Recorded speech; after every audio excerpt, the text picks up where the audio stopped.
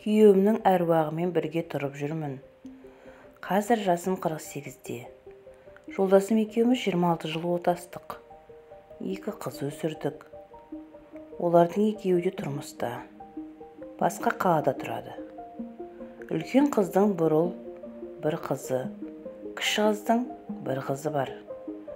Күйеуім қу басымыз сопайып, үйде екеуміз ғана отырамыз ба?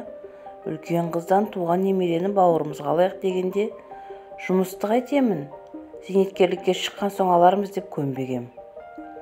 Сонда күйеуім, жаман айтпай жақсы жоқ, жазым боп мен қайтыс болып кетсем жалғыз қаласың ғой деген еді. Сол кезде оған мән бермей, не болса соны айтпашы деп ренжігем. Қазір ойласам, ол сол әңгімені жайдан жай айтпаған екен. Шамасы Құдай оған бірдеңені сездірген-ау.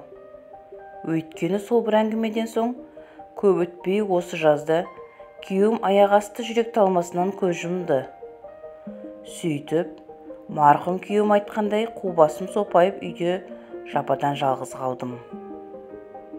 Күйеуімнің 40-ын өткізгенге дейін қыздарым кезектесіп қасымда болды. Әкелерінің 40 өткен соң қыздар өз үйлеріне қайтты. Үйде жалғыз қалдым.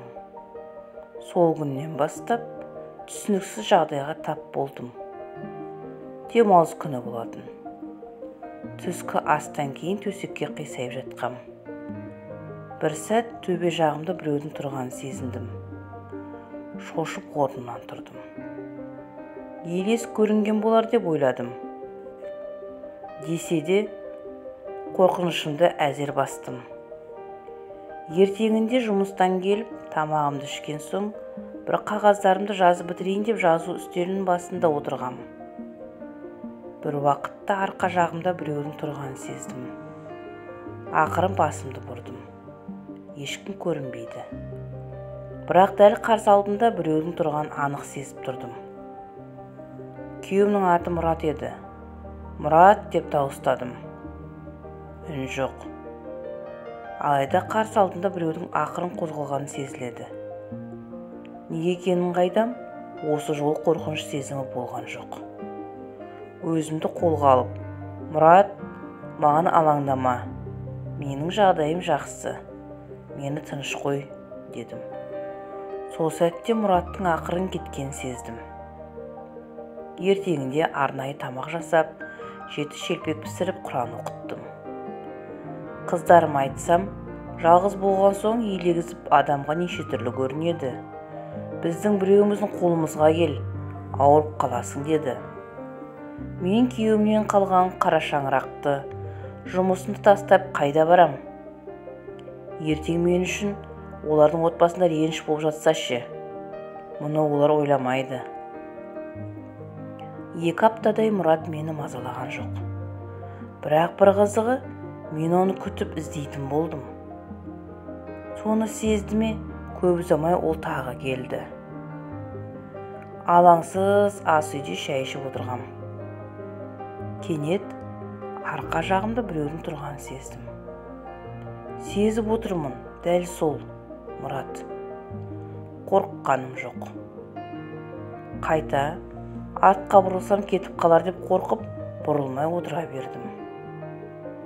Қалай айтқанымды білмеймін. Мұрат, сен болсаң белгі бер дедім. Бір кезде 2 иығыма ақырын ғана қойылған 2 қолды анық сездім. Ақырын қолымды иығыма апарып қолының үстіне қойдым. Неге екенін қайдам?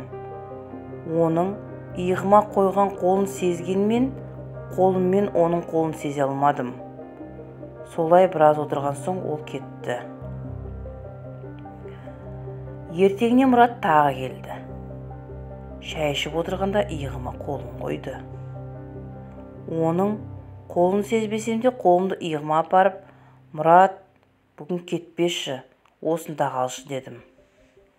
Ол ақырын иығымды қысты. Сол күні ол қасымда жатты.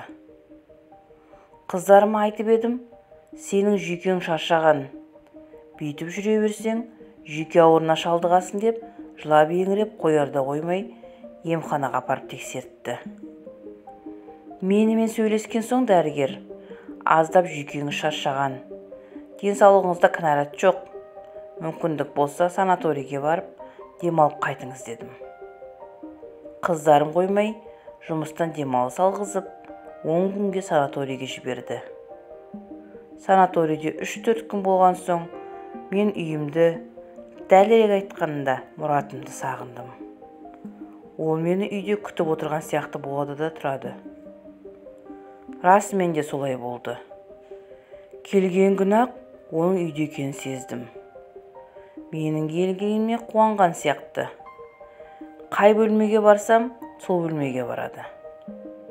Мен онымен кәдімгідей сөйлесемін. Ол менің сөздерімді естіп, түсінетін сияқты. Тек жауап қайтара алмайды.